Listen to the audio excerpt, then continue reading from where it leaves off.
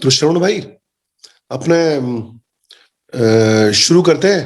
तो वैसे तो परिचय है, जो भी व्यक्ति उत्तर देता है, थोड़ा सा मैं तो इतना ही कहूंगा, बाकी परिचय आप खुद दे पाएंगे तो बेहतर होगा। कि आपको पहली बार मैंने हापुड़ शिविर में, सोम भाई के शिविर में एक सेशन उन्होंने आपको दिया और आपने लिया वो सेशन, तो सुना तो इतना शानदार लगा कि मुझे लगा यार पूरा शिविर करना पड़ेगा आपका। कि उसके पहले मुझे अंदाजा नहीं था, आप तो माइक लेके जो सवाल करना चाहते थे उनके बीच में माइक लेके घूम रहे थे। तो इतनी सरलता एक तरफ और इतना शानदार आपका अभिव्यक्ति था। फिर मैं 7 दिन का शिविर करने, 8 दिन का शिविर करने आया था, जब नेपाल की टीम भी आई थी। और वो 8 दिन में आपने जो हंसाते हंसाते, जो जैसे परिवार में बैठे बैठे ही सारी बात हो जाती है, तो वैसे करी तो बहुत ही बढ़िया लगा। तो तय हुआ भी राजस्थान में जब भी शुरू करेंगे तो आपका भी शिविर करवाना ही है। बस ये कि आपकी थोड़ा ये सरकारी नौकरी के कारण समय निकालना आपके लिए थोड़ा आसान तो नहीं होता है, क्योंकि छुट्टियां लिमिटेड होती हैं। और जैसा आप बोल रहे हैं वैसा आप जीते हैं। जब आपसे मैंने और बात करी, बड़ा अच्छा लगा। तो जो आपकी जीवन शैली है, दिल्ली जैसे शहर में रहते हुए भी आप के घर में फ्रिज नहीं रखा आपने, की जरूरत ही नहीं है। नीचे सब्जी मंडी है, ले आते हैं सब्जी, ताजा खाते हैं। तो लगा भी ऐसे अच्छे बोलते हुए तो लोग मैंने पहले भी खूब देखे जीवन विद्या के पहले, पर जैसा बोल रहे हैं वैसा पहले जीना है फिर बोलना है।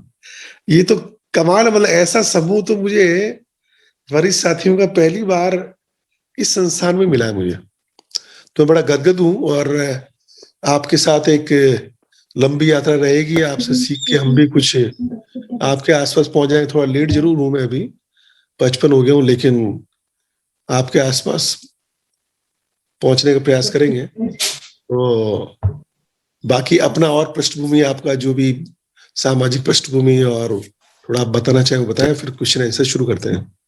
तो थोड़ा और भी बता दूं कि राजस्थान में हमने अभी कोरोना कारण लेट शुरू कर पाए। सोमवार की डेट तो पहले भी मिल गई थी, तो अभी किया था एक तो अक्टूबर में शिविर, फिर आप कोरोना आ गया। ये क्या हो गया था, फिर अभी दिसंबर में 2 शिविर किए अभी, पहला नाथद्वारा, दूसरा पुष्कर। तो दोनों शिविर में जो साथी आए थे उनकी कंटिन्यूटी बनी रहे, उसके लिए हमने सबको लिंक तो भेजा भाई, आप पुराने शिविर जो हैं वो पूरा सुने। उसके बाद हर रविवार को ये क्वेश्चन आंसर सेशन रखते हैं। और फिर अभी 8:30 से 9:30 हर रविवार को पठन भी शुरू करवाया है, जिसमें सादुल भाई जो राजसंघ के पुराने साथी हैं वो पठन में सहयोग करते हैं। तो अब आप थोड़ा अपने बारे में और बताएं, कि वो आप बेहतर बता पाएंगे। और फिर मैं तो अपना भाव बताया जो मैंने आपको देखा, कि माइक पकड़ाते पकड़ाते आपने जिस तरह से जो बात रखी, तो दोनों स्वरूप मुझे लगा भी बहुत मुश्किल से मिलते हैं। कि आदमी इतना ज्ञान संपन्न भी हो और साथ में इतना सरल भी हो ना। आजकल तो थोड़ा सा कुछ पढ़ लियो उसी में आदमी अहंकार में आ जाता है, जमीन छोड़ देता है। आप तो आदि नागरिक से ही कहा, ज्ञान वो ये जो सरल बनाए। ठीक है, तो आप आगे करें।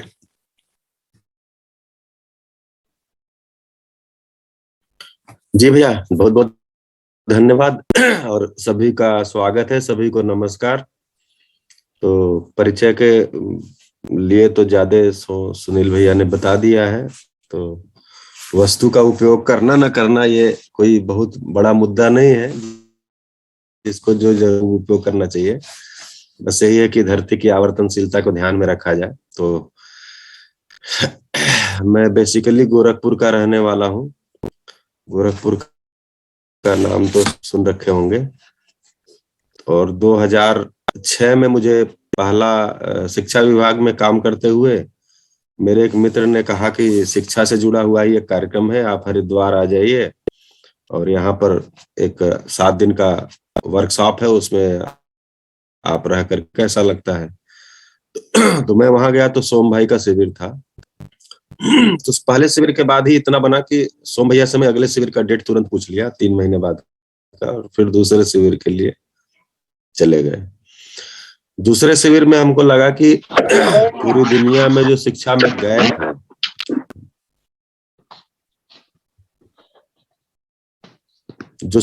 गैप है, उस गैप को भरने के लिए इस पाठ्यक्रम को शिक्षा में लाया जा सकता है। इसलिए जब पहला अध्ययन शिविर शुरू हुआ 2000 में, अध्ययन के लिए अछोटी चला गया और जो भी शास्त्राभ्यास एक्चुअली 6 महीने में शास्त्राभ्यास ही होता, उसके बाद अध्ययन शुरू। तो उसमें जो विचार में बदलाव आया, उससे जो जीने में बदलाव आया, वो खुशहाल के इसके लिए स्वयं को लोक व्यापीकरण में और शिक्षा के मानवीकरण में अपनी भूमिका को देख पाता हूँ। और आदरणीय नागराज जी के प्रति और जितने भी श्रेष्ठ जन के प्रति जो भी हमारी अग्रेसर क्रिया में मेरे सहयोग किए हैं, उन सभी के प्रति आभार। बस इतना परिचय है। बाकी आज का जो सत्र है, उस सत्र में आप जैसा कहें वैसा इसको संचालित किया जाए। जी, थोड़ा सा आप वो हैप्पीनेस करिकुलम में जो आपका इन्वॉल्वमेंट रहा, डबल मुझे बतावें। अच्छा, हैप्पीनेस करिकुलम, जी। तो दिल्ली सरकार अध्ययन के दौरान मेरी मुलाकात जो है वो मनीष सिसोदिया जी से उसी समय 2009-10 में अछोटी में हो गई थी। मेरी आवाज आ रही है? हाँ, आ रही है। क्योंकि सुनील जी की आवाज कट रही थी। अच्छा, तो बाद में जब वो आंदोलन में जुड़े बन गई, तो सोम भैया से बातचीत में उन्होंने कहा कि जो कुछ भी जीवन विद्या के मानवीकरण में प्रयोग है, उस प्रयोग को, तो इसमें हमको ऐसे व्यक्ति चाहिए जो शिक्षा में भी जिनका दखल हो काफी लंबे समय से और विद्या में भी हो। तो सोम भैया मेरा नाम सुझाए। तो चूंकि मुलाकात हुई थी तो उनको चेहरा ध्यान में आ गया, तो फिर तुरंत फोन से बात करवाए वो। तो हमने कहा कि ठीक है, अगर हमें अवसर कोई दे, हमारी क्या सुविधा होगी वो हम बाद में देख लेंगे। जन के लिए भोजन करने को मिल जाए और रहने की जगह मिल जाए, और बाकी तो काम तो यही कर। तो 2016 में, जनवरी 2016 में मैं वहां पर चला गया। तो पहले तो साल 1.5 साल शिक्षकों के शिविर चलते थे, इंश्योरिंग वैल्यूज थ्रू एजुकेशन के नाम से। तो उसमें भी सोम भाई और अन्य लोग शिविर लेते थे, मैं उसकी व्यवस्था को देखता था। साथ में जो शिविर से निकले हुए लोग थे, उनकी गोष्ठियां चलती थी दिल्ली के अंदर, तो उनकी गोष्ठियों का संचालन मैं करता था, पुस्तक पठन के रूप में या प्रश्नोत्तर के रूप में। 2017 आते सबका विचार बनने लगा कि अब शिक्षकों के लिए तो जो हम कर रहे हैं उससे एक तो बन गया है कि लगभग 28,000 टीचर्स के साथ हम 3 दिन से लेकर के और 8 दिन तक का शिविर कर चुके थे। तो अब ये जो वातावरण बना है, इस वातावरण में उपयोगी बनाते हुए बच्चों के लिए हम कैसे कोई पाठ्यक्रम बना सकते हैं, ये 2017 में नवंबर दिसंबर में चर्चा शुरू हुई। और जनवरी में मनीष भाई ने अनाउंस कर दिया बाकायदे मीडिया में कि हम बच्चों के लिए एक पाठ्यक्रम लेकर के आएंगे, जो कि चेतना विकास मूल शिक्षा पाठ्यक्रम दिल्ली में उसका करिकुलम होगा। तो हैप्पीनेस करिकुलम नाम से पाठ्यक्रम को उन्होंने घोषणा कर दिया। तो समय में तो केवल 3 किताबें शुरू में बन पाई, nursery to 2nd, 3rd to 5th और 6th to 8th। 3 किताबें बन सकी, उसके फ्रेमवर्क भी ऐसे नहीं बन सका था। और 2 जुलाई को परम पावन दलाई लामा जी का समय ले लिया गया था, तो उनके हाथों से उसका वो लॉन्च हो गया 2018 में।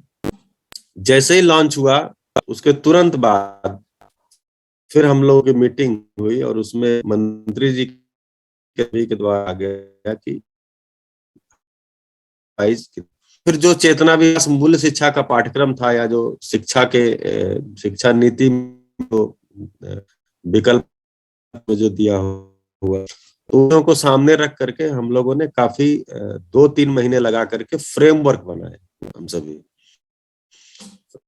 फ्रेमवर्क भी है, हॉरिजॉन्टल वर्टिकली क्लास वाइज करके कनेक्शन, वो फ्रेम बनाने में 3 महीने लगे। उसके बाद हम ग्रेड वाइज में लिख सके, क्योंकि आज नर्सरी से 8वीं तक 9 किताब उपलब्ध है और उसका संचालन हो रहा है।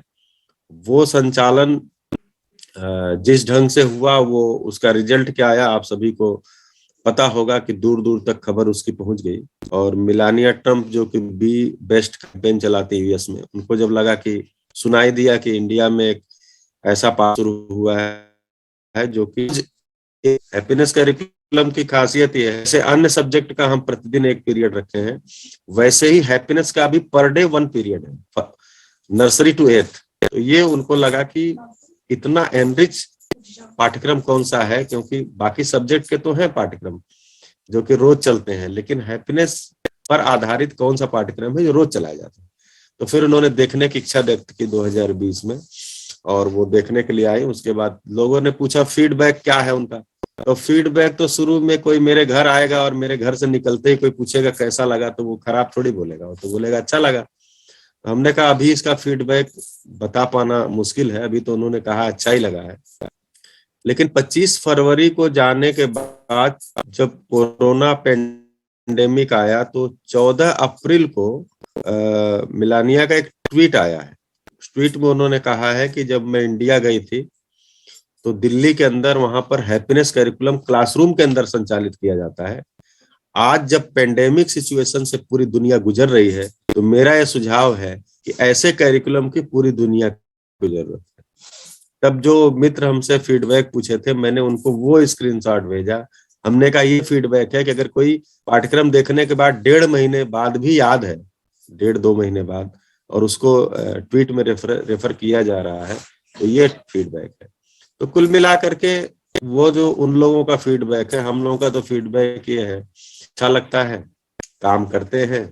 शिक्षा में कोई भी बदलाव आने में 20 साल से, अब 18 में शुरू हुआ तो 2022 में बदलाव दिखने लगा नहीं है। थोड़े कुछ स्कूल में, कुछ बच्चों में, कुछ टीचर्स में, कुछ पेरेंट्स ने अपने फीडबैक दिए हैं, लेकिन हम लोग चूंकि शिक्षा में काम करने वाले लोग हैं, आप सब भी शिक्षा से निकले हुए लोग हैं, तो पता होगा कि शिक्षा में कोई चीज जब इंटरवेन की जाती है तो उसका इफेक्ट देखने के लिए एक पीढ़ी यानी 20 साल का समय लगता है। अगर वो चलता रहा तो बीच में ब्रेक हो गया तो दिक्कत होती है। तो काम तो हमको अच्छा लग रहा है इसलिए कर रहे हैं, तो जिसको जिसको अच्छा लग रहा है वो सभी कर रहे हैं। हमारी अपनी तृप्ति के लिए बढ़िया है, हमारे अपने समझने के लिए अच्छा अवसर मिला। इतनी सी कहानी है हैप्पीनेस करिकुलम की। अभी उत्तर प्रदेश में भी ये अनुभूति पाठ्यक्रम नाम से 20 जिलों के 2000 स्कूल में, शुरू में तो उन्होंने 15 जिलों के 150 स्कूल दिए थे, लेकिन एक वर्कशॉप हम प्रयागराज में किए, 32 उस रिपोर्ट सबमिट हुई, और 3 राज्यों की जो सोशल इमोशनल लर्निंग पे जो पाठ्यक्रम चल रहे हैं उसकी समीक्षा की रिपोर्ट प्रस्तुत किया, फिर उस वर्कशॉप की रिपोर्ट प्रस्तुत किया। तो आज खुद ही एससीईआरटी डायरेक्टर यूपी को बोलते हैं नहीं बहुत कम स्कूल है, आप 20 जिले के 100 स्कूल लीजिए, अर्थात 2000 स्कूल में इसको संचालित करिए। तो अब 2000 स्कूल के लिए ये काम चल रहा है। कल से एक पाठ्यक्रम का जो रूपरेखा है, फ्रेमवर्क, वो लिखना शुरू हो जाएगा। 6 दिन की वर्कशॉप है ऑनलाइन। तो यूपी में भी ये चल रहा है, उत्तराखंड में आनंदम पाठचर्या नाम से चल रहा है। तो बाकी बहुत सारे राज्य, बहुत सारे देश इसको स्वीकार करने के लिए तैयार है, बशर्ते कि सरकारें ध्यान दें कि भारत का ज्ञान, जो कि आदरणीय नागराज जी ने चेतना विकास मूल शिक्षा के रूप में प्रस्तावित किया है, वो पूरी दुनिया के लिए सोशल इमोशनल लर्निंग के लिए एक ट्रेंड बन सके। तो दुनिया सोशल इमोशनल लर्निंग की तरफ जाए और कुछ भी लाके पूछेगी। और अपने यहाँ क्या है कि बाहर का माल ज्यादा स्वीकार किया जाता है, तो अगर राज्य नहीं स्वीकारेंगे तो बाद में सोशल इमोशनल लर्निंग जो दुनिया में कहीं से आएगा उसको स्वीकारना होगा। तो हम सभी का तो प्रस्ताव है, आप सभी इसमें लगे कि राज्य सरकारों को प्रस्ताव दिया जाए कि ये सोशल इमोशनल लर्निंग जो अभी एनईपी 2020 में भी महत्वपूर्ण एक आयाम बताया है शिक्षा का, उसके लिए चेतना विकास मूल शिक्षा पाठ्यक्रम बहुत ही बढ़िया है, जो कि क्लासरूम में बिना किसी वाद, जाति, संप्रदाय, धर्म, पूजा पद्धति, देश, रंग किसी से प्रभावित नहीं है, सभी जगह पर ये जा सकता है। जी भैया।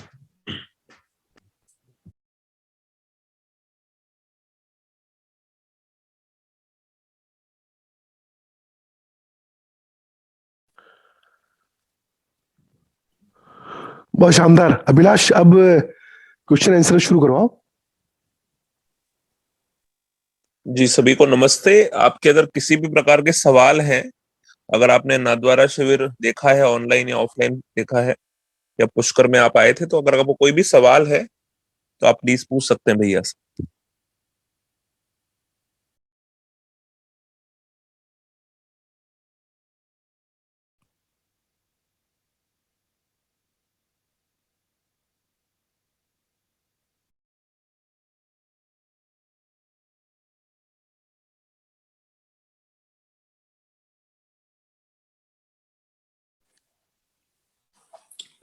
भैया समाधान और समृद्धि को थोड़ा सा डिफाइन करें ना।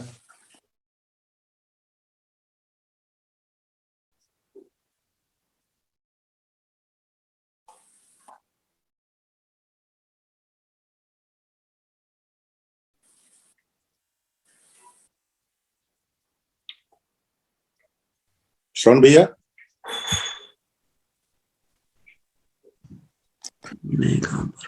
भैया आपकी आवाज बंद है। श्रवण भैया आपकी आवाज बंद है। तो हाँ, अभी आ रही आवाज? जी बिल्कुल आ रही है जी। तो समाधान की जो बात है, तो समाधान में तीन चीजें आती हैं, ज्ञान, विवेक और विज्ञान। इन तीनों का मतलब एक तरह से अगर इसको और डाइल्यूट करके बोले तो क्या, क्यों और कैसे का उत्तर ही समाधान। क्या, तो जैसे अब मेरे बारे में प्रश्न होगा तो मैं क्या हूं, मैं क्यों हूं और मुझे कैसे जीना। संबंध क्या है, संबंध क्यों है, संबंध में कैसे जीना। अब ये संबंध जो है मानव और मानव संबंध और मानव और प्रकृति संबंध, फिर ये पूरा अस्तित्व, एग्जिस्टेंस क्या है, क्यों है और कैसे है, इसका उत्तर समाधान है। तो ये जो तीन पार्ट है, मैं सेल्फ के बारे में, रिलेशन के बारे में, रिलेशन में भी दो तरह के, human human relation and human nature relation, और तीसरा एग्जिस्टेंस क्या है। तो इन तीन प्रकार के जो चीजें हैं, सच्चाइयां हैं, उनका उत्तर हो जाना तीनों आयामों में। ये तीनों आयाम इसलिए जरूरी है क्योंकि क्या है का मतलब ये मैं क्या हूं, ये उत्तर होना बहुत जरूरी है। दूसरा, मैं क्यों हूं, प्रयोजन क्या है। तो कोई, क्योंकि अस्तित्व, पूरा अस्तित्व एक ऑर्डर है, व्यवस्था है, तो अस्तित्व में कोई भी इकाई ऐसे ही बेवजह नहीं है।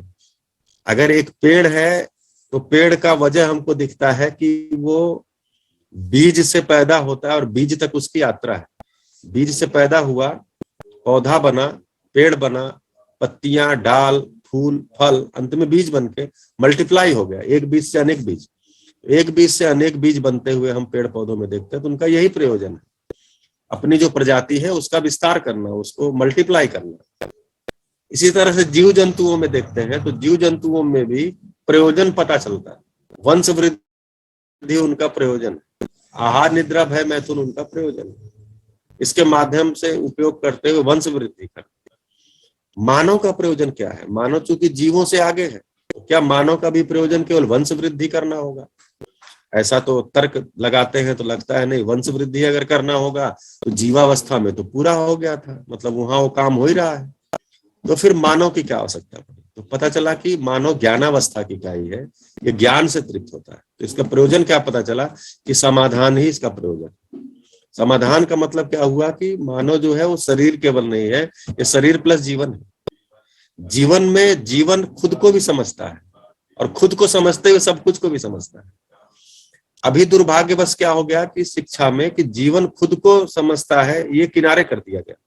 हर चीज को समझने में आदमी लग गया, दुनिया की सारी चीजों को समझ लिया, दूसरे ग्रह पर चला गया, नक्षत्रों की खोज कर रहा है, सारी चीजों को कर रहा है, लेकिन अपने साथ रहने वाले एक आदमी के साथ ही तालमेल पूर्वक नहीं, विचार में ही समाधान पूर्वक नहीं जी पा रहा, स्वयं के विचार में ही द्वंद्व और कलेश चल रहे हैं, शिकायत चल रहा है। तो इसका मतलब मानव का प्रयोजन पकड़ में नहीं आया। तो मानव का प्रयोजन पकड़ में आ जाना, इसी को बोलते हैं क्यों का उत्तर हो। तो मैं क्यों हूं ये जब पता चलता है और संबंध क्यों है ये पता चलता है, अस्तित्व क्यों है ये पता चलता है, तो फिर मैं अपनी भूमिका को स्वयं को समझते हुए समग्र अस्तित्व में देख पाता हूं, तब मेरा जीना बनता है। तो इसको कह रहे हैं समाधान। जी हितेश जी अभी प्रश्न करेंगे या समृद्धि को रखने के बाद? चलिए समृद्धि को हितेश रखने जी। के बाद।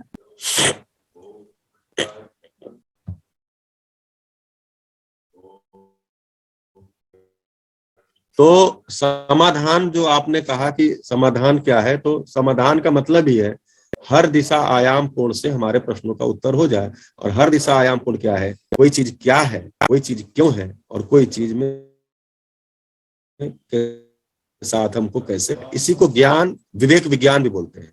क्या के उत्तर को ज्ञान बोलते हैं, क्यों के उत्तर को विवेक बोलते हैं, और कैसे के उत्तर को विज्ञान बोलते हैं। तो क्या देखने गए, तो क्या में संपूर्ण अस्तित्व सह अस्तित्व के रूप में है, स्पेस है, उसके में इकाइयां हैं। जो इकाइयां हैं वो कैसी हैं, तो जड़ और चैतन्य के रूप में। समस्त जहां पर रचना विरचना और गठन संगठन विघटन चल रहा है, वो सभी इकाइयां जड़ है। जैसे पदार्थावस्था, प्राणावस्था के पेड़ पौधे, जीवावस्था का शरीर और ज्ञानावस्था का शरीर, ये सब जड़ है। लेकिन जहां चिंतन होता है, विचार होता है, कल्पना होती है, कुछ क्रिया चल रही है, ठीक है, जीने की आशा होती है, उसको हम चैतन्य बोलते हैं। ये जीव शरीर को भी चलाता है और मानव शरीर को भी चलाता है। उसी को यहाँ इस कंटेंट में जीवन नाम दिया है। जड़ और चैतन्य रूप में दो इकाइयां हैं जो कि व्यापक में डूबी भीगी घिरे। जड़ इकाइयां जो वो अविनाश, नाश नहीं हो सकता। चैतन्य इकाई जो है वो अमर है, क्योंकि अक्षय वाला, अक्षय शक्ति संपन्न है। और जो व्यापक है, स्पेस है, वो नित्य है। यही सच्चाई है। तो अस्तित्व को देखने जाएंगे तो अस्तित्व इसी को फैला, चाहे जितना देख ले। क्यों है ये सारा? तो अस्तित्व सह अस्तित्व है, और अस्तित्व पूरा एक व्यवस्था है। तो इसमें जो पेड़ पौधे हैं, जो पदार्थ हैं, वो क्यों है? क्योंकि चार अवस्था होना ही एक धरती के लिए संतुलन है। उसमें ज्ञानावस्था का प्रमाणित होना, उसके लिए सारा संसाधन होना, ये सारा प्रयोजन समझ में आता है। अब कैसे होना है? तो पूरकता को समझते हुए तीन नियम है। एक प्राकृतिक नियम है, उसको समझना कि पूरकता, उदात्तीकरण, आवर्तनशीलता को समझते हुए उत्पादन कार्य में लगना, उसका उपयोग करना। फिर व्यवहारिक नियम, जो सामाजिक नियम है, उसको देखने जाते हैं तो वहां स्वधन, स्वनारी, स्वपुरुष, दयापूर्ण कार्य व्यवहार पूर्वक जीते हुए मानव के साथ तृप्ति पूर्वक जीना, ये समझ में आता है। इससे क्या होगा? इससे मेरा जो बौद्धिक नियम है वो पुष्ट होगा। बौद्धिक नियम क्या है? तो जिसको बोलते हैं कि स्नेह, विद्या, सरलता, अभय, ये मेरे में आएगा। तो ये हमारा, तो अब ये पता चलता है कि ये जीते हुए ये होगा। तो हमको ऐसा जीना है जिससे कि ये हो जाए। तो क्या, क्यों और कैसे का उत्तर होता है, इसी को समाधान बोलते हैं। इसी के लिए हम 20 साल शिक्षा में लगाते हैं। आगे की जिंदगी में भी हम क्या करेंगे? आप देखिए, उत्पादन इत्यादि कार्य से हम उत्पादन में लगते ज्यादा समय इसलिए है क्योंकि हमको लगता ही नहीं कि हमको कितना चाहिए। जब पता चल जाएगा कितना चाहिए, तो उत्पादन वाला समय को बचा करके हम अध्ययन में लग सकते हैं अभी। तो जैसे सुनील भैया ने कहा कि मैं तो 55 का हो गया, 55 में भी बचपन रहता ही है। अभी बचपन नहीं है तो 55 भले हो गया, शरीर की आयु हो गई, आप आगे अध्ययन में लगे हैं, तो 10 साल 12 साल में आपको खुद ही लगेगा कि नहीं, मैं सही समय पर ही जुड़ गया था। तो कभी कोई समय नहीं है। आयु तो शरीर की है, जीवन के अंदर तो गुणात्मक परिमार्जन चलता ही रहेगा। इस शरीर यात्रा में भी चलेगा, अगले शरीर यात्रा में भी चलेगा। तो ये समाधान है। समृद्धि क्या है? तो समृद्धि भी एक भाव है। जैसे मैं स्वयं में जब समाधानित हो जाता हूं, समझदार हो जाता हूं, जिम्मेदार हो जाता हूं, तो मुझे जरूरत है कुछ चीजों की। जैसे मेरे आंख में थोड़ा सा प्रॉब्लम है तो चश्मा चाहिए, मैं कुछ चाय पानी कुछ चाहिए तब मैं इतना देर आपसे बात कर पाऊंगा। ये लैपटॉप मोबाइल चाहिए, इंटरनेट कनेक्शन चाहिए, कुछ और लाइट चाहिए, बत्ती चाहिए, घर चाहिए, मकान चाहिए। ये सब कुछ होते हुए मैं आपसे बात कर पा रहा हूँ। ये सामान भी हमको चाहिए। तो ये सामान भी हमारे पास हो, और कितना हो, जितना हमको जरूरत है, उससे थोड़ा ज्यादा हो, जिससे कि हम किसी को मदद के लिए, उपकार के लिए उपलब्ध हो पाए। तो ये भाव, अब ये क्या है, वस्तु होने से नहीं होता है। हमारे पास वस्तु इतनी सारी हो जाए और मेरे में भाव दरिद्रता का रहे तो मैं समृद्ध नहीं हो सकता। तो वस्तु होने से नहीं होता, समझ होने से। समझ क्या है कि मैं क्या हूं, मैं कौन हूं, मैं कैसे हूं, मुझे कैसे जीना है, मेरी आवश्यकता क्या है, मेरे परिवार की आवश्यकता क्या है, मेरे मित्रों की आवश्यकता क्या है, उनमें तालमेल बिठाते हुए आपस में उत्पादन को निश्चित कर पाना और उतने उत्पादन को कर पाना, और वो अपने अंदर भाव भी आ पाना कि मेरे पास तो सामान पर्याप्त है, कोई कमी हमारे में नहीं, हमारे पास नहीं है। तो सामान भी चाहिए और सामान की होने की मानसिकता भी चाहिए। दोनों के संयोग में समृद्धि होती है। सामान नहीं है तो सामान के न होने की मानसिकता नहीं हो पाएगी, और सामान कितना भी है और हमको समझ नहीं है, इसीलिए समाधान पूर्वक ही समृद्धि आती है। अगर समाधान नहीं है तो समृद्धि आ ही नहीं सकती, क्योंकि फिर हमको पता ही नहीं, अपनी जरूरतों का पता नहीं है, दूसरों की अयोग्यता से प्रभावित होते रहेंगे, दूसरों की गाड़ी, दूसरों की साड़ी से प्रभावित होते रहेंगे। इसलिए समाधान पूर्वक ही समृद्धि आती है। समृद्धि में दोनों चीजें शामिल है, मानसिकता भी शामिल है, वस्तु भी शामिल है। जो वस्तु की हमको आवश्यकता हो वो वस्तुएं भी हमारे पास हो या आगे हो जाएंगी, इसकी निश्चितता भी मेरे में हो, मुझे अपने स्किल पर भरोसा हो, प्राकृतिक नियम पर भरोसा हो, ये बहुत जरूरी है। फिर ये मानसिकता भी मेरे में हो कि मेरे जरूरत की सामान मेरे पास है, हो चुका है और कल भी हो जाएगा। ये दोनों के संयोग में समृद्धि है। तो समाधान और समृद्धि पर मुझे एक अब ऑनलाइन सेशन में इतनी ही बात कर सकते हैं। जी बताएं हितेश जी, कोई आपका बहुत कुछ स्पष्ट हुआ भैया, थैंक यू जी। नमस्कार भैया, मेरा क्वेश्चन इससे रिलेटेड नहीं था। मेरा क्वेश्चन ये था कि हमने ना शिविर में था कि जागृति निश्चित है और हर जीवन मतलब जागृत होगा ही। तो वो जीवन क्या जीवन तो जीवन होता है ना, अब वो मानव जीवन की बात कर रहे थे या फिर कि ऐसा होगा कभी कि जितने भी मतलब पशु शरीर में जो जीवन है उनकी भी बात हो रही है कि वो कभी मानव शरीर लेंगे और वो भी जागृत होंगे।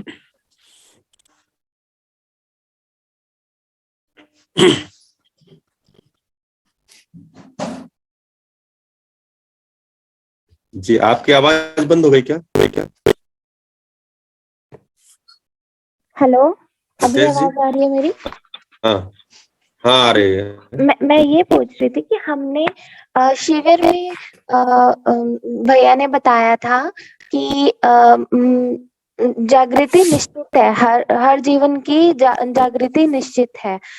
तो ये जो जागृति है वो सिर्फ मानव शरीर में जो जीवन है उसके बारे में बात किया गया था, या ऐसे था कि पशु शरीर को चलाने वाला जीवन भी कभी मानव शरीर धारण करेगा, उसके बाद उसकी भी जागृति निश्चित है।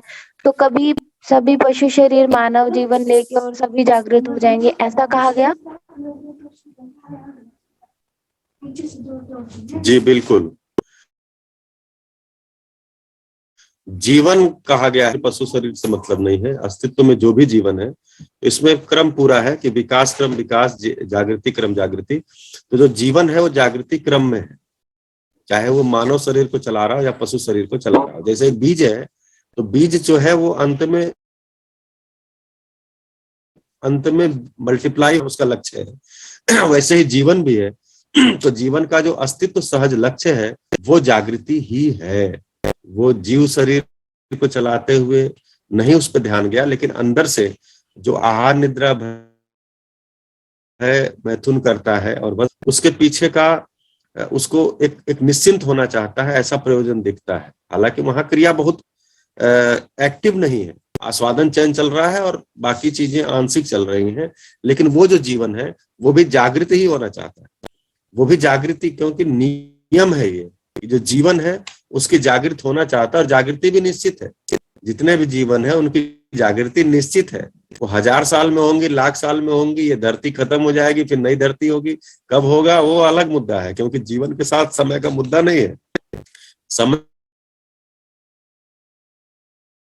का मुद्दा केवल शरीर के साथ है। जीवन की आयु नहीं है, इसलिए जीवन के साथ वो मुद्दा ही नहीं समय का है।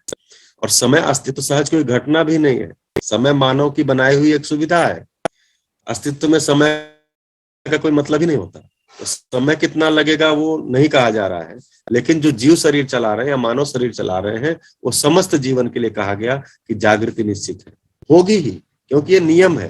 जब नियम पकड़ में आ गया है तो वो नियम सबके लिए फिर जनरलाइज है, वो स्पेसिफिक नहीं है कि जो केवल मानव शरीर को चला रहे हैं वही जागृत होंगे। जो मानव शरीर को चला रहे हैं वो जागृत होंगे, जो जीव को शरीर को चला रहे हैं वो मानव शरीर चलाएंगे तब जागृत होंगे, क्योंकि मानव शरीर की रचना ही क्रम से हुई है।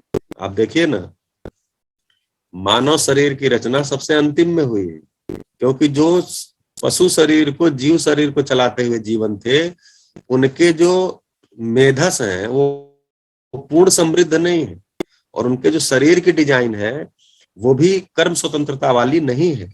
इसलिए जीवन के जागृत होने की संभावना उस शरीर को चलाते हुए नहीं थी। इसलिए अस्तित्व सहज घटना विधि से ऐसे शरीर की आवश्यकता हुई जो कि समृद्ध मेधस तंत्र वाला हो, जिससे कि जीवन के जिस शरीर के का जो है, जिस ब्रेन के माध्यम से जीवन के सूचनाओं का आदान प्रदान बहुत अच्छे से हो सके, और शरीर की डिजाइन ऐसी हो जिससे कि वो कर्माभ्यास भी पूरा कर सके, क्योंकि कर्माभ्यास व्यवहाराभ्यास करते हुए चिंतनाभ्यास पूर्वक ही जागृति सुनिश्चित होती है। तो इसलिए अस्तित्व सहज विधि से ऐसे डिजाइन, जो प्राकृतिक विधि है ना, पूरकता, उदात्तीकरण, आवर्तनशीलता, तो उदात्तीकरण ये प्राकृतिक नियम है, तो इनमें भी उदात्तीकरण हुआ। उदात्तीकरण मतलब जो जैसा है उससे उच्च स्तर का। तो ऐसे शरीर जो जीव जंतु शरीर जो जीवन चला रहे थे, उससे उसको जागृत होने की संभावना नहीं थी, इसलिए मानव शरीर हुआ। इसका मतलब ये नहीं है कि जीव शरीर वाला जीवन जागृत नहीं होगा, वो भी मानव शरीर को चलाएगा, जागृत होगा। अभी तो हम ही मानव शरीर को चला के हम ही छोड़ नहीं रहे हैं, छोड़ रहे हैं तो फिर मानव शरीर ही चला रहे हैं, क्योंकि जागृत नहीं हो रहे हैं। तो जब ये जागृति का क्रम शुरू हो जाएगा, क्रम से जागृत होते जाएंगे, तो पीछे जो लाइन में है वो भी आकर के, जैसे आप रेलवे स्टेशन पे टिकट ले रहे हैं, अब आप बार बार टिकट लेके गलती कर रहे हैं। आप जो है जयपुर का ले रहे हैं, पता चल रहा है उदयपुर जाना है, उदयपुर का ले रहे हैं,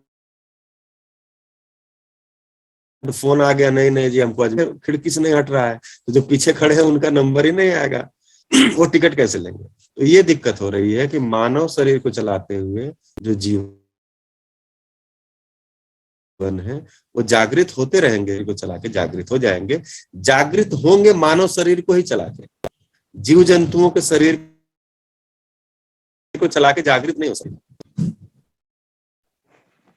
तो इसमें ऐसा है ना कि जो जागृत है वो कभी जीव जंतु के शरीर को चलाएगा नहीं, पशु शरीर को, तो फिर इससे तो ऐसा लगता है कि कभी ऐसा टाइम आएगा कि सिर्फ मानव होंगे, जीव जंतु शरीर होगा ही नहीं।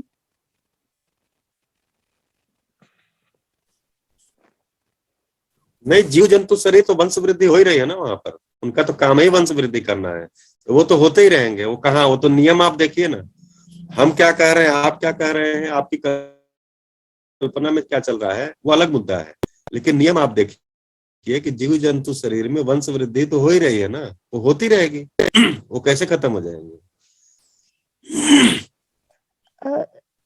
मीन्स जागृति निश्चित है तो एक समय पे सब जागृत हो जाएंगे ऐसा नहीं कहा जा रहा, बट हर कोई जागृत हो जाएगा ऐसा कहा जा रहा है, अलग अलग समय पे ही। जी, तो जो जागृत होगा तो उसके पीछे भ्रमित होंगे ही होंगे, और भ्रमित जो होगा उसके पीछे गठनशील परमाणु भी होंगे ही होंगे। तो जो गठनशील परमाणु है वो विकास क्रम में जीवन भी जो है विकसित होते ही रहेंगे, वो भ्रमित ही रहेंगे। वो भ्रमित होकर के जो भी मिल गया, जैसे आप अगर भ्रमित हैं तो आप जो ही बाहर निकले तो जो मिल गया वही लेके, साइकिल लेके, ठेला लेके, जो ही लेके चलती है। लेकिन अगर आप समझदार हैं तो आप थोड़ी अच्छी सी गाड़ी कोई देखते हैं, लेते हैं, फिर चलते हैं। वो जीवन भी अस्तित्व में उपलब्ध रहेंगे, भ्रमित जीवन भी उपलब्ध रहेंगे, जागृत भी होते रहेंगे। तो जो भी जीवन है, जो जीवन रूप में उपलब्ध हो गए हैं, उनको जागृत ही होना है, क्योंकि ये तर्क भी लगता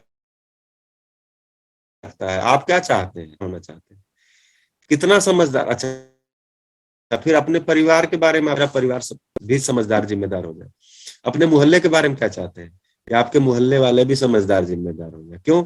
क्योंकि आपके परिवार के लोग अगर समझदार जिम्मेदार हो गए तो उसका सबसे बड़ा लाभ आपको मिलने वाला है, आप ही ज्यादा सहज हो जाएंगे। आपके मोहल्ले वाले ज्यादा आपके परिवार को मिलने वाला, वो परिवार उस मोहल्ले में बड़े जो है शांति से रह सकता है। इसलिए इसी तरह से आप चाहते हैं पूरा शहर ही समझदार जिम्मेदार, तो एक्चुअली हमारे में चाहना ही है समझदारी जिम्मेदारी की। इसी को कह रहे हैं कि जागृति की चाहना हमारे अंदर है। तो जो चाहना है और वो नेचुरल है वो पूरी होगी ही होगी, इसका मतलब जागृत होंगे ही होंगे सभी। जी जी, धन्यवाद। मैं ये पूछ रही थी कि गठनशील परमाणु गठन पूर्ण कैसे होते हैं?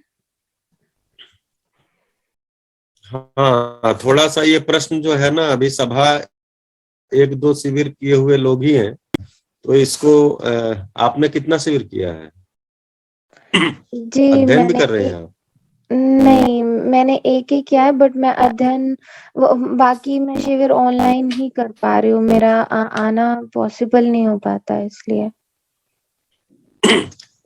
हाँ, क्योंकि ये मुद्दा ऐसा है ना कि इसमें ज्यादातर लोग डिस्कनेक्ट हो जाते हैं, इसलिए मैं कह रहा था कि आप इसको अलग से रखें, कभी बात करें तो ठीक रहेगा। नहीं तो अगर जी, सभा की अगर आवश्यकता हो सभी की तो इस पे बात कर सकते हैं। जी, तो थोड़ी सी इसको बात फिर इस पे आगे रख रखते हैं, लेते इसको हैं। बाद में देखिए, जो अध्ययन बिंदु वगैरह हो जाएगा ना। हाँ तब रखेंगे। जी जी ठीक है। एक और प्रश्न है मेरा, सॉरी। ये कि अभी ना, हेलो, मेरी आवाज आ रही है?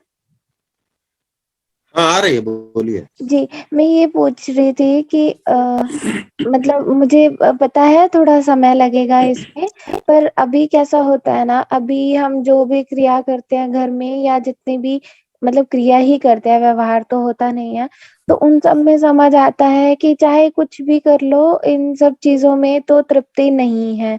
तो जब तक व्यवहार नहीं होगा तो तृप्ति होगी ही नहीं।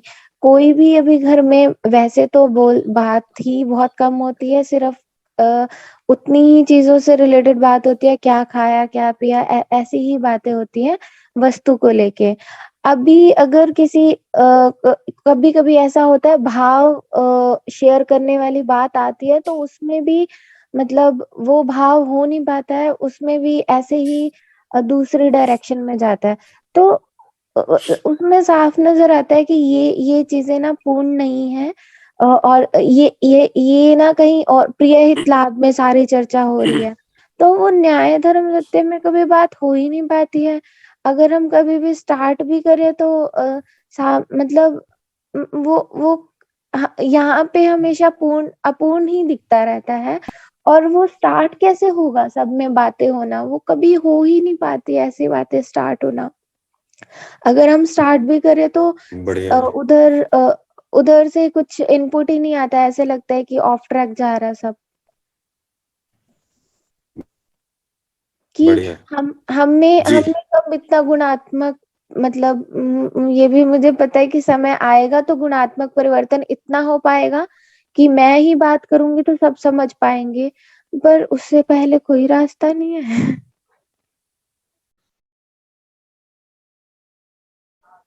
बिल्कुल। तो आपका प्रश्न मेरे तक आ गया, कोई दिक्कत नहीं है। देखिए, अभी क्या होता है ना, जो संस्कार परिमार्जन है इसके लिए वातावरण की आवश्यकता होती है। तो अभी चूंकि नेचुरल वातावरण वैसा नहीं है, तो हमको इस तरह का, जैसे अभी हम गोष्ठी कर रहे हैं या शिविर लगाते हैं या अध्ययन शिविर लगाते हैं, तो हमको कृत्रिम वातावरण बनाना पड़ता है। तो अभी क्या है, जिनसे भी आपको लग रहा है कि आप भी तो कितने दिन से आप जुड़े हैं? जी, मैं शिविर में तो 3 महीने पहले ही आई थी। जी बढ़िया है। तो आप 3 महीने पहले आपको भी तो पता नहीं मतलब उसी तरह के वातावरण आपको भी ठीक लगता रहा होगा, ऐसी गोष्ठी का आपको भी सूचना नहीं जी, होगा ऐसे किसी जी, वातावरण का। तो कुल हाँ, मिला करके, हाँ तो कुल मिला करके मेरा समाधान समृद्धि की बात, जागृति की बात या जो कुछ भी बात है, ये अभी फिलहाल मेरे लिए है। इसको आप अपने लिए देखिए, क्योंकि मेरे अंदर जितना क्वालिटेटिव चेंज आएगा उसका प्रभाव दूसरों पे आता है, फिर दूसरे की पात्रता विकसित होती है। अगर मेरे अंदर कोई बदलाव नहीं है, केवल भाषा में बदलाव हुआ है, तो कोई वो सुनने को तैयार नहीं होता है। और ये भाषा भी ऐसी है, इसमें तो लगता है पहले शुरू में लगेगा कोई आपको त्यागी बना रहा है, बैरागी बना रहा है, साधु बना रहा है, सन्यासी बना रहा है, कोई आपका घर छुड़ा देगा, कोई आपका पैसा छुड़ा देगा। ऐसा लोगों को लग जाता है। क्योंकि हम बात करते समय सावधानी नहीं बरतते। पहला दर्शन है जहां पर समाधान के साथ समृद्धि की बात होती है। आपको जो भी सामान चाहिए, जितना चाहिए, वो सारे सामान आप रखिए। अब सुनील भाई ने शुरू में कह दिया कि मैं ये सामान नहीं यूज करता, उससे मैं जागृत नहीं हो गया। सामान कम ज्यादा होने से मेरे समझदारी का प्रमाण नहीं है, सामान ज्यादा रख के भी आप समझदार हो सकते हैं। तो इसमें कोई मुद्दा नहीं है। तो ये बातें कहने के लिए अपनी योग्यता विकसित हो जाए, तो पहले अपने पे पूरा ध्यान, अपने पे काम करने की आवश्यकता है। अपने को आर पार होने का, अपने अधूरेपन के साथ आप किसी के साथ संवाद करने जाएंगे तो आपका अधूरापन उसके तक पहुंचेगा। आपका वो जो कल्पनाशीलता में गुणात्मक परिवर्तन आया है वो रिफ्लेक्ट नहीं हो रहा। रिफ्लेक्ट नहीं होगा तो कोई सुनेगा क्यों? अच्छा, फिर आपका जो कार्य व्यवहार है उसमें अगर कोई बदलाव थोड़ा सा भी 1 इंच भी आया है तो उसका प्रभाव दूसरे पे जाता है। अगर आपके कार्य व्यवहार में कोई बदलाव ही नहीं आया है, आपकी केवल भाषा में परिमार्जन हो गया है, एक तरह की भाषा आप बोलते तब दूसरे तरह की भाषा आप बोलने लगे हैं, तो उसमें क्या होगा? आप जब जीवन विद्या एक परिचय पढ़ेंगे तो उसमें एक लाइन आती है, जब जीवन विद्या नाम से चैप्टर शुरू होता है तो उसमें एक लाइन आती है कि लोग जो है इस बात को सुनते नहीं है। लोग तो आहार निद्रा भय मैथुन को बड़ा माने हुए हैं, लाभोन्माद भोगोन्माद बड़ा माने हुए हैं, उनके साथ बात कैसे किया जाए? तो उसमें लिखा हुआ है कि जो लोग अभी इसके लिए तीव्र इच्छा रखते हैं केवल उनके साथ बात किया जाए। फिर हाल सेलेक्टिव पकड़ना पड़ेगा, किन से बात करना है। ऐसे जो सेलेक्टिव लोग हैं उन धीरे धीरे बढ़ाना, जिससे कि वातावरण बने, क्योंकि समाज उसी को स्वीकारता है जो प्रचलन में होता है। अभी प्रचलन में भोग है, अभी प्रचलन में लाभोन्माद, भोगोन्माद, कामोन्माद, इसलिए उस तरह की बातें आप करेंगे तो समाज स्वीकारेगा। जो चीजें अभी प्रचलन में नहीं है उस तरह की बात आप करेंगे तो समाज नहीं स्वीकारता। तो हम लोगों का क्या काम है भाई? मतलब मेरे जैसा आदमी क्यों घर बार छोड़ के और सारी चीजों को किनारे करके, या सोम भाई क्यों घर बार छोड़ के दिन रात घूम रहे हैं और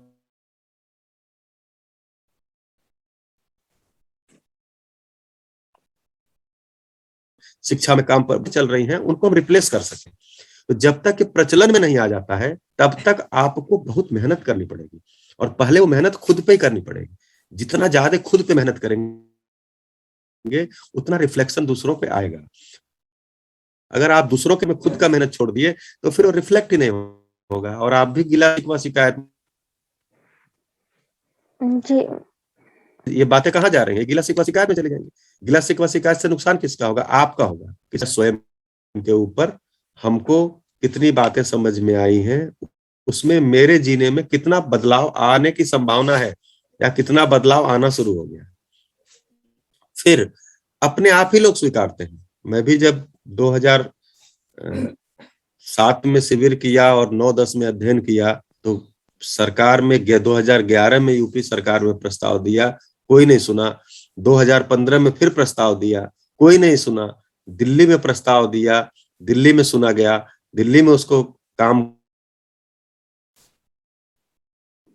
मेलानिया ट्रंप आई तो यूपी के अखबारों ने फ्रंट पेज पे मेरा फोटो सहित न्यूज छाप दिया कि UP man behind happiness curriculum of Delhi. अब ये एक परिवार में भी फिर लगा कि नहीं कोई अच्छा काम कर रहे हैं।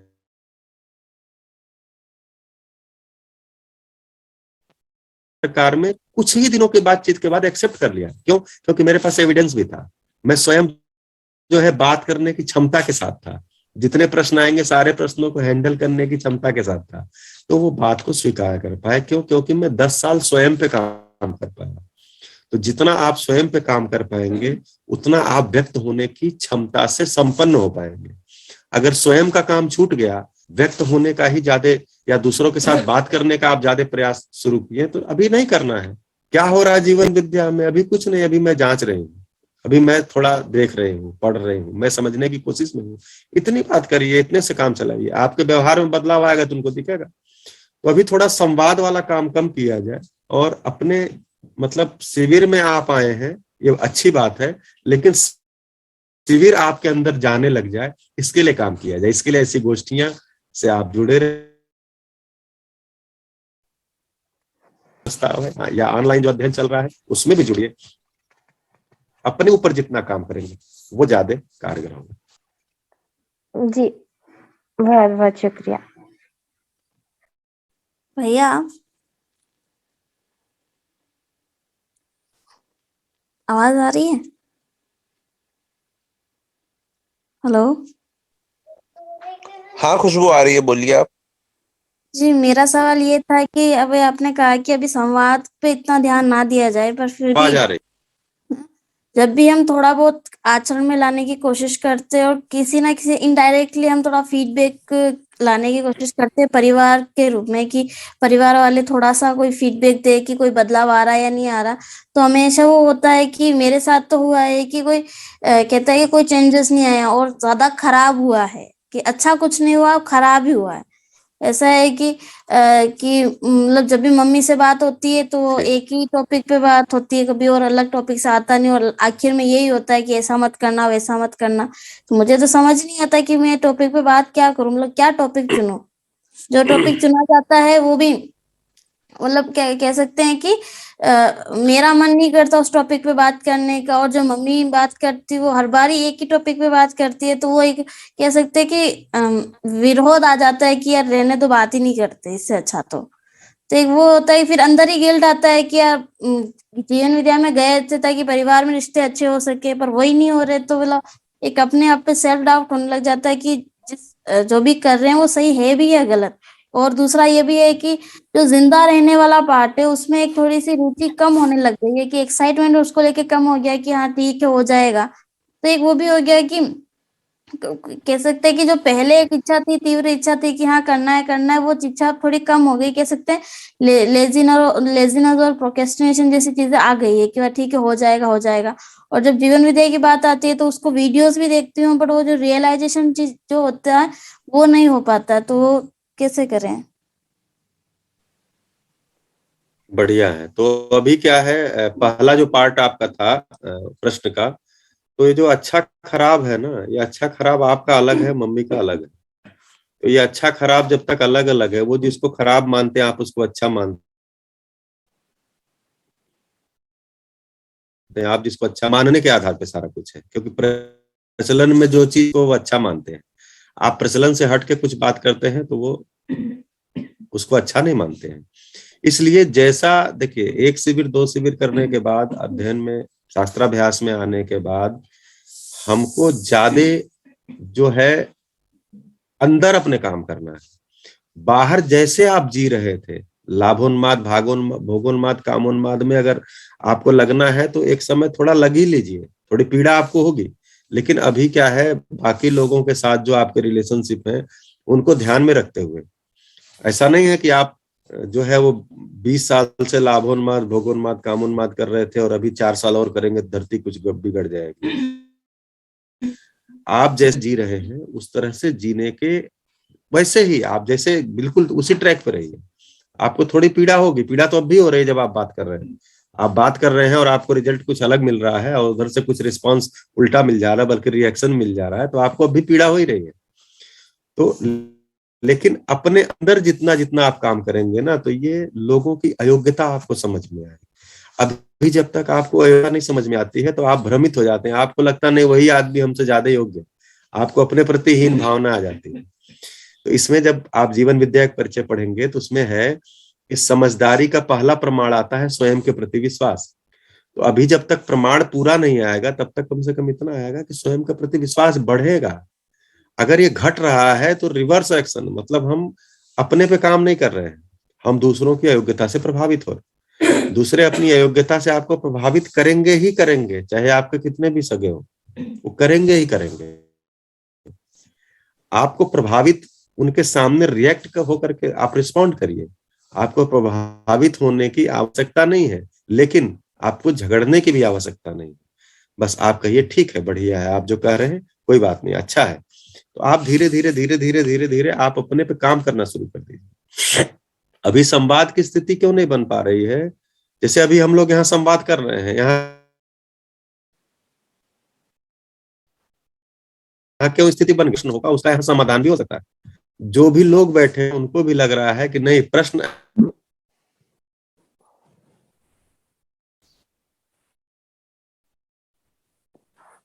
ऐसे होंगे जिनका शोध दे दिया, या WHO जो है ये उल्टे सीधे बयान क्यों दे रहा है कोरोना के ऊपर, तो अब इसका समाधान इस सभा में नहीं हो सकता, क्योंकि ये इस प्रश्न ये कंटेंट ही नहीं है। तो जो समाधान के लिए अपने को प्रस्तुत कर रहा है उसको भी पता है कि यहाँ ऐसे प्रश्न से जुड़े हैं जिनका समाधान हो सकता है। प्रश्न करने वाले को भी लग रहा है कि मेरे प्रश्नों के समाधान ऐसे हो सकते हैं जो जिंदगी से जुड़े हैं। तो ऐसी सभा में होता है। तो ऐसी सभा घर में लग जाए, इसके लिए घर के लोगों को भी किसी भी प्रकार से शिविर में लाना। आप अकेले संवाद करेंगे, आप अभी अपने आपके अंदर अभी कोई गुणात्मक बदलाव आया नहीं है और आप संवाद शुरू करेंगे तो फिर उनको लगेगा ये कोई गलत दिशा जा रही है। तो अच्छा खराब सबका अलग अलग है। अभी आपको तो लग रहा है ये अच्छा है, लेकिन आपके मम्मी को अच्छा लग ही नहीं रहा है। तो पहले ये तो हो कि दोनों को अच्छा एक जैसा हो, और अच्छा तो ये वाले जगह पे लाने के लिए आपको थोड़ा मेहनत करना पड़ेगा, थोड़ा धैर्य रखना पड़ेगा। यही मैं उनके भी हिते प्रश्न के उत्तर में बोला था। जी राजेंद्र जी हाथ खड़ा किए हैं। अभी खुशबू का पूरा हो गया या कुछ और? हाँ, वो जिंदा रहने के लिए जो हमारी जो रुचि कम हो रही है उसको मतलब ये हो रहा है कि जब भी मैं देखती हूँ कि मैं ये काम करूंगी तो बाद में पता चलता है कि उनका कोई बड़ा रिजल्ट तो निकलने वाला नहीं, वो भी सारी लाभोन्मादी कामोन्मादी में ही जाएगा। इससे अच्छा मतलब वो क्यों वाला फैक्टर चालू हो जाता है कि यार कर तो रहे हैं, या अच्छा क्या ही बड़ा कर लेंगे ऐसा, कि वो सारी तो प्रकृति को भी नुकसान पहुंचाएंगे या ऐसी ही चीजें हो जाएगी, क्योंकि वातावरण ऐसा ही है कि जब तक पैसा नहीं कमाओगे तब तक आपको शिकायत में नहीं जाना है। आप अगर गिला शिकायत, वही मतलब कंप्लेंट्स शुरू हो आपकी आवाज जाती है। कट जा रही है। हेलो, आप सावधान हो जाइए अगर आपको कंप्लेन शुरू हो रही है, इसका मतलब आप कि मतलब आपको जो ऊर्ध्वगति होना चाहिए वो डाउनवर्ड मोशन हो जा रहा है। तो ये थोड़ा सावधानी, इसीलिए बोले ना कि सतर्कता, धैर्य और सावधानी ये बहुत जरूरी है। कि पता चल रहा है कि हम जो है गुणात्मक गिला शिकवा शिकायत में और ज्यादा चले गए। तो एक बार आपने समीक्षा कर लिया कि ये लाभोन्माद भोगोन्माद कामोन्माद वाला काम है, ये मुझसे नहीं हो पाएगा, ठीक है। लेकिन अभी जैसा प्रचलन है उसमें हमको जितना छोड़ सकते हैं उतना ही छोड़िए। आप इसकी चर्चा ज्यादा करने लग जाएंगे कि नहीं है वैसा है। आप बताइए, इतने दिनों तक फाउंडेशन बनाने के बाद, फिर कंटेंट रखने के बाद आपको इतनी बात पकड़ में आएगी। किसी को आप एक लाइन में बोल दोगे ये तो लाभोन्माद है, ये तो भोगोन्माद है, तो कामोन्माद है, वो तो पता नहीं आपको क्या कर डालेगा फिर। तो इसलिए बहुत ही धैर्य, बहुत ही सतर्कता, बहुत ही सावधानी की आवश्यकता है कि हम किसी की अयोग्यता से प्रभावित न हों और अपनी योग्यता को बहुत प्रेजेंट करने की स्थिति में ना आ जाए फिलहाल।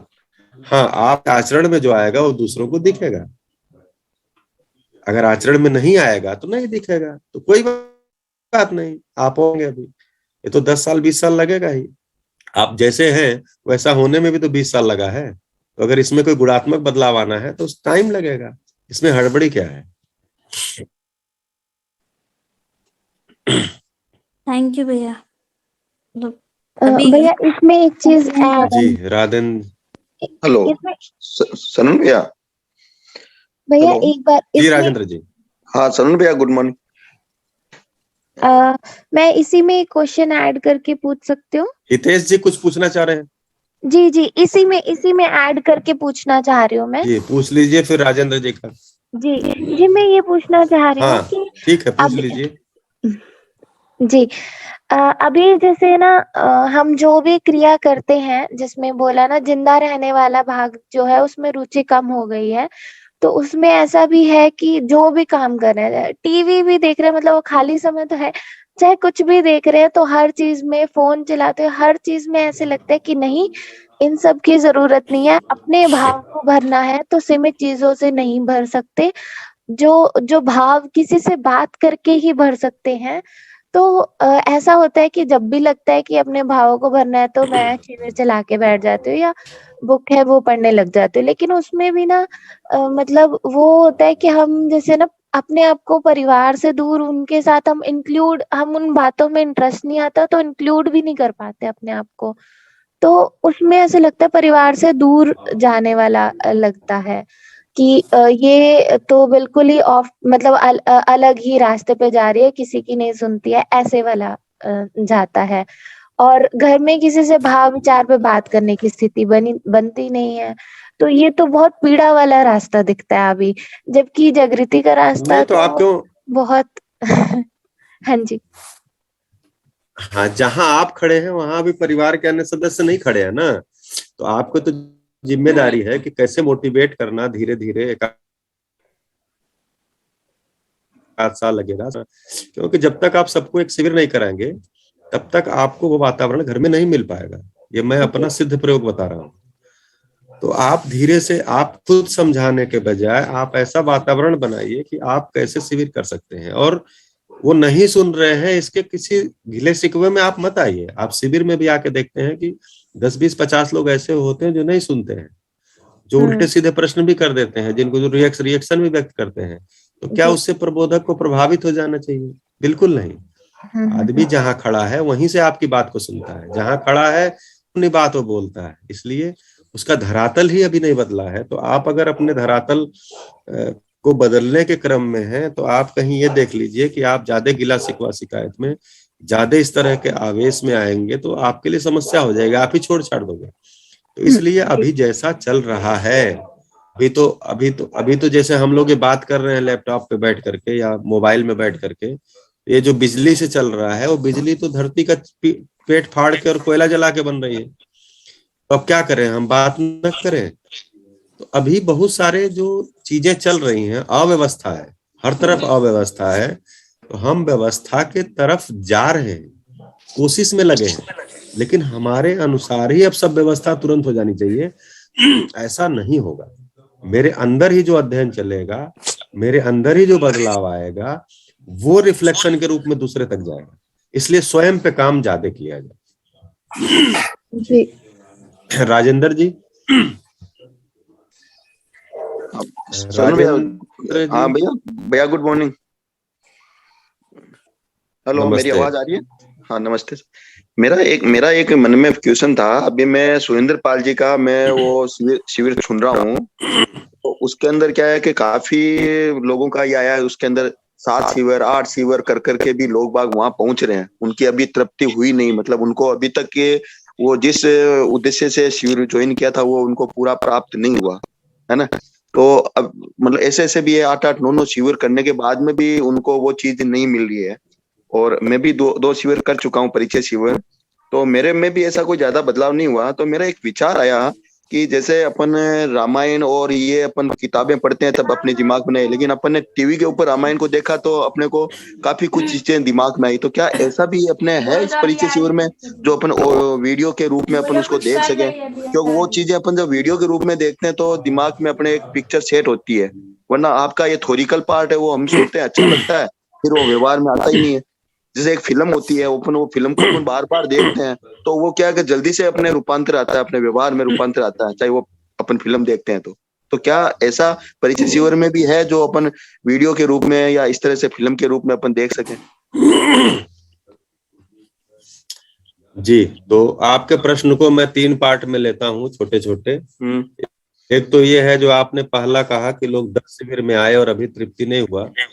तो देखिए, शिविर में आए हैं, शिविर में कितने भी आए, इससे ये मुद्दा नहीं है, आपके अंदर कितना शिविर जा रहा है ये मुद्दा है। दूसरा, हाँ मतलब आपका ध्यान कहाँ कहाँ है और आप शिविर में बैठे हैं, तो ये मुद्दा है। दूसरा जो पार्ट है उसमें यह है कि जो परिचय शिविर होता है ना, इसके बारे में क्या कहा गया है कि ये मध्यस्थ दर्शन की परिचयात्मक प्रस्तुति है। तो शिविर अपने आप में पूरा कंटेंट नहीं है। शिविर मध्यस्थ दर्शन की किसी का शिविर जो है मध्यस्थ दर्शन की परिचयात्मक प्रस्तुति है। अब इसको सुनने के बाद आपको अध्ययन में जाना पड़ेगा। अगर अध्ययन नहीं करेंगे तो इसमें जो कंटेंट है वो कंटेंट के, आप शिविर में जानते हैं ना, अध्ययन का मतलब शब्द अर्थ और वस्तु तक पहुंचना।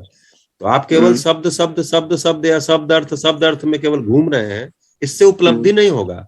तो अध्ययन करना, तो जो फिल्म है इसकी वो अध्ययन शिविर है। जब तक अध्ययन शिविर हम नहीं करेंगे, अध्ययन से हम नहीं जुड़ेंगे, तब तक हम वस्तु तक नहीं पहुंचेंगे, वास्तविकता तक नहीं पहुंचेंगे, तब तक हमको तृप्ति नहीं होगी, अधूरापन रहेगा। तो शिविर चाहे जितना कर लीजिए, शिविर का कंटेंट उतना ही है, वो परिचयात्मक प्रस्तुति है। वो परिचयात्मक प्रस्तुति है किस चीज की? मध्यस्थ दर्शन की। उसको पूरा पढ़ना पड़ेगा एक बार, उस वांग्मय को पूरा पूरा आर पार करना होगा, उसके साथ डिस्कशन करना होगा। अगर मेरी पीड़ा बनती है तो, अगर हमको ये विकल्प स्वीकार होता है तो, नहीं स्वीकार होता है, नहीं पीड़ा बन रही है, तो हम शिविर कितना भी करेंगे बात वही घूम घूम के आएगी, और शिविर भी मेरे अंदर कितना जा रहा है ये भी पता नहीं है। तो इसलिए वो उपलब्धि नहीं होती है। जैसे मैं अपना देखूं, जब मैं अध्ययन शिविर किया, तो अध्ययन और अभ्यास पूर्वक मेरे अंदर जो गुणात्मक बदलाव आया, उसकी खुशहाली मेरे में और मेरे परिवार में पूरी स्पष्ट दिखती है। और वो जो एक मतलब वो स्वाद है, वो स्वाद जो मेरा बदला है, वो उसका जो तृप्ति है वो मेरे पास है। तो आपको मैं यही सलाह दूंगा कि आप अध्ययन शिविरों को थोड़ा सा देखिए। बाकी ये वीडियो बन जाना, फिल्म बन जाना, ये बन जाएगा, ये कोई मुद्दा नहीं है, लेकिन बनाएगा कौन? जो समझेगा वही बनाएगा। तो पहले जो है अध्ययन से आर पार होना, जो पुस्तकें हैं उन पुस्तकों को में सूचनाओं को पढ़ना, उन पे डिस्कशन करना, क्योंकि आज के डेट में बहुत सारे प्रबोधक उपलब्ध हैं। हमारे समय में तो प्रबोधक भी कम ही थे। हमारे तो आदरणीय नागराज जी ही हर महीने अध्ययन में 10 दिन रहते, हर दूसरे महीने 10 दिन अध्ययन में रहते थे। जो ये प्रश्नोत्तर सेशन है वही हैंडल करते थे। आज के डेट में बहुत सारे प्रबोधक उपलब्ध हैं, जो कि अभी प्रमाणित भले न हुए हों, लेकिन कोई न कोई जर्नी उनकी है, जिनके पास समाधान कुछ हद तक है, जो आपको कन्विंस तो कर ही सकते हैं। तो इसलिए जो अध्ययन चल रहे हैं, उन अध्ययन शिविर में जुड़ना, अध्ययन के सत्रों को ज्वाइन करना, इससे अपने अंदर गुणात्मक बदलाव आता है, इससे अपनी तृप्ति जो है वो महसूस होती है। बाकी हम कितने सारे शिविर कर लें, इससे नहीं होगा।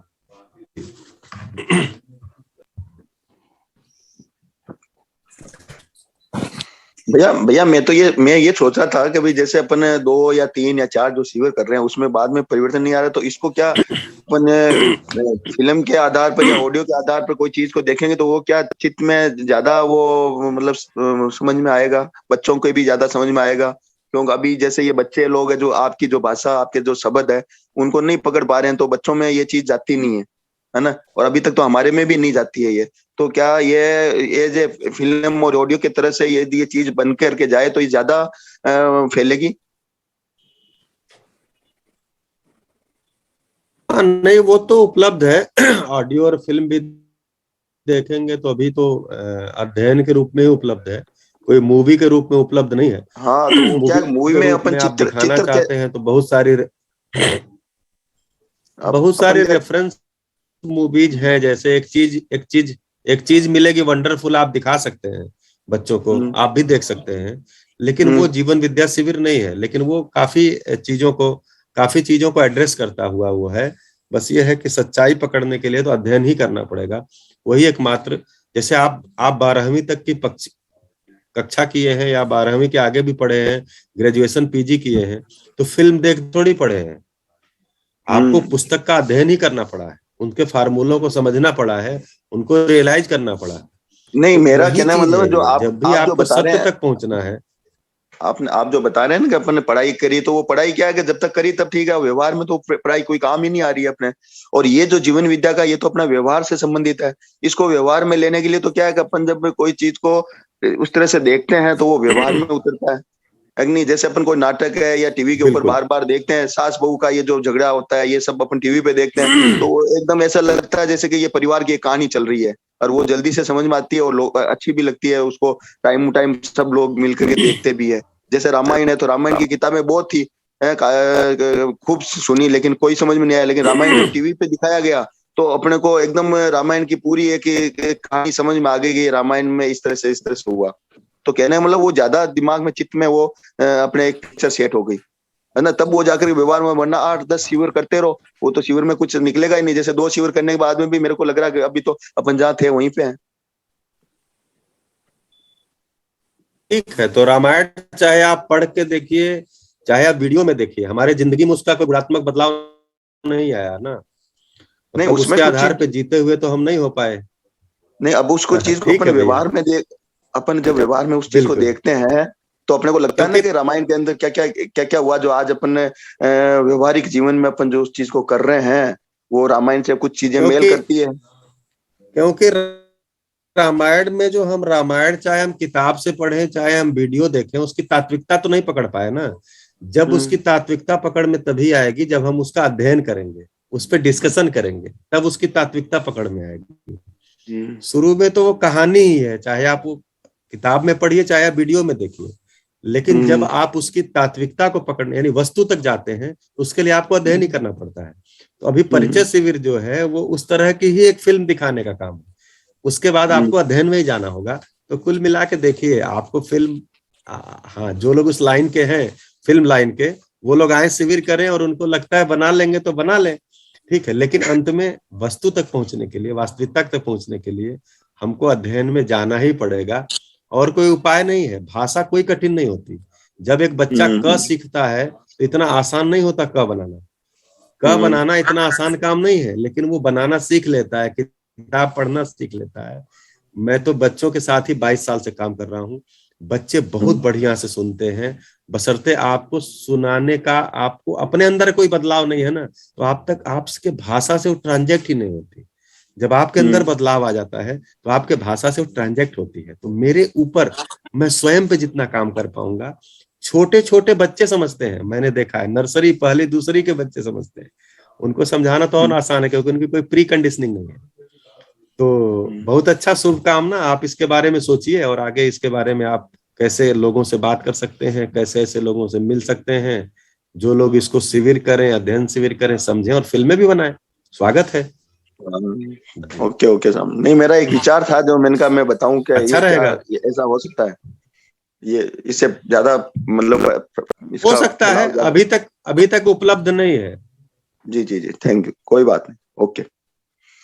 कर सकते हैं लेकिन समझा हुआ आदमी करेगा तो ज्यादा ठीक कर पाएगा। अगर कोई समझा हुआ नहीं है तो उसमें भी अपनी क्रिएटिविटी लगा देगा। जैसे रामायण ग्रंथ आप पढ़ेंगे और रामायण सीरियल आप देखेंगे तो उसमें 40% तक निर्माता और निर्देशकों की क्रिएटिविटी लगी है अपने से, जो कि किताब में नहीं है।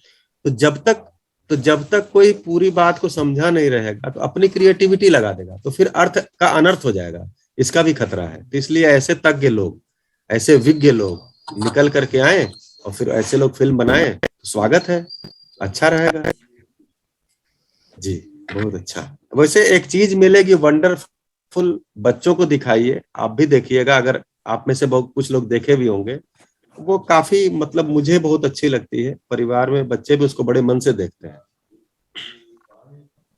थैंक यू सर, बढ़िया। जी सादुल जी, अभी समय तो ज्यादा हो गया है।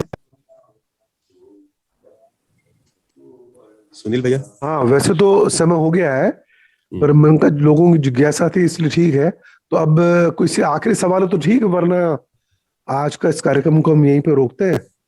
8:30 बजे वैसे भी पठन शुरू होना है, तो जो भी साथी पठन में आना चाहते हैं और आर पार करना चाहते हैं उनको पठन तो शुरू करना ही चाहिए।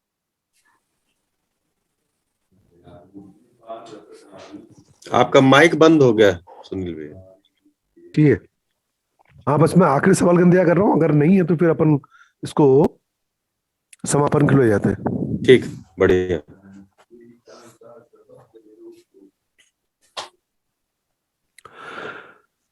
तो बहुत बहुत आभार श्रवण भाई। वो अजय जैन जी भी सूरत में कोई ग्रुप के साथ में। भैया मेरी आवाज आ रही है? हाँ, सभी को नमस्ते, श्रवण भैया को नमस्ते। मैं गोष्ठी में अभी जुड़ा था। मैंने श्रवण भैया 3 ऑफलाइन शिविर किए हैं और 11वीं 12वीं में हिंदी पढ़ाता हूँ प्रतापगढ़ राजस्थान में। और अभी पुष्कर शिविर के बाद में थोड़ा खुद के जीने में, परिवार में ज्यादा असर आया है। तो मैं तो शेयरिंग ही करना चाह रहा था, लेकिन अभी जिस तरह से हितेश ने कहा कि परिवार में बहुत दिक्कतें महसूस हो रही है, अभी अपने आप को अकेलापन महसूस हो रहा है, या हम खुशबू ने कहा कि हम दूसरों पे काम कर रहे हैं, तो वो ठीक नहीं है क्या? तो मैं ये शेयरिंग करना चाह रहा था कि मैं विद्यालय में 11वीं 12वीं के बच्चों के बीच अब जीवन विद्या के विषय पर चर्चाएं करने लगा हूँ। तो क्या ये ठीक रास्ता नहीं है? जैसे मैंने कल शनिवार था तो 6ठी से लेके 12वीं तक के बच्चे बच्चियों को जो कि खेल में नहीं थे या कहीं जूडो कराटे में नहीं थे, तो जो बचे हुए बच्चे थे उनके साथ बैठ करके। मेरी आवाज आ रही है? ये एक और माइक जी। तो उन बच्चों के साथ में छोटे-छोटे अरे विषय आ रहे माइक कौन है वो? तो मुझे बहुत अच्छा लग रहा है, बच्चे बहुत अच्छे से सुन रहे हैं, बहुत अच्छे से रेस्पॉन्ड कर रहे हैं और बच्चों को लग रहा है कि कोई ये नई बात है जो कि हमको जाननी थी और वो बहुत अच्छे से सुन रहे हैं उसको, क्योंकि वो शायद जिंदगी से जुड़ी हुई बात है। तो देहाती अंचल के बच्चे हैं, तो आप काफी लोग इसमें बहुत आगे हैं अध्ययन में। मैं ये जानना चाह रहा था कि क्या बच्चों से छोटे-छोटे मुद्दों पर कि भाई परिवार क्यों जरूरी है, हमारी क्या जरूरतें हैं, हम जिंदा क्यों हैं, छोटे-छोटे विषय पे बात करना क्या जल्दबाजी हो जाएगी? क्योंकि मैं अभी अध्ययन में उतना आगे नहीं हूँ, मेरे आचरण में भी पता नहीं इतना ज्यादा अभी शायद आया नहीं है। और क्योंकि कई बार मुझे खुद ही अपने गैप लगते हैं कि मैं निंदा में चला जाता हूँ, किसी की निंदा करने लग जाता हूँ चुगली-चुगली। तो क्या मुझे अभी बच्चों पे काम नहीं करना चाहिए एक अध्यापक होने के नाते?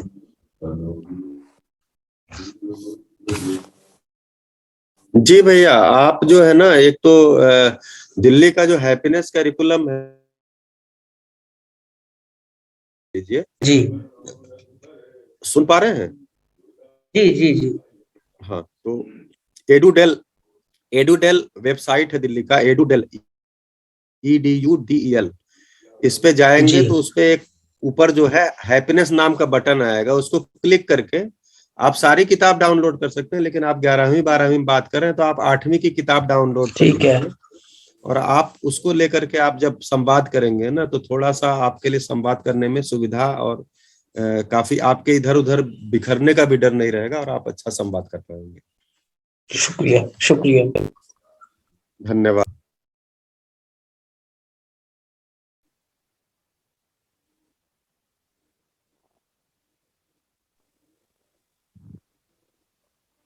माणिक भाई, वैसे तो देखो नमस्कार श्रवण किया भाई, जाए। ये माणिक भाई जो है ये जिन विद्या से पहले भी आचरण वाले ही व्यक्ति हैं।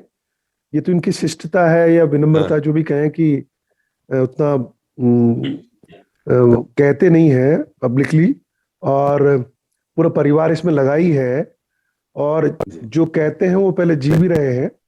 और ये तो एक क्रम है, इसलिए थोड़ा समय लगता है। तो ऐसे में जब हम समझाते हैं तो सुनाते हैं तो खुद भी तो सुनते हैं, तो अपने गैप और दिखाई देते हैं। इसलिए करना चाहिए, हैप्पीनेस करिकुलम की बुक्स के साथ में करेंगे तो और बेहतर हो जाएगा।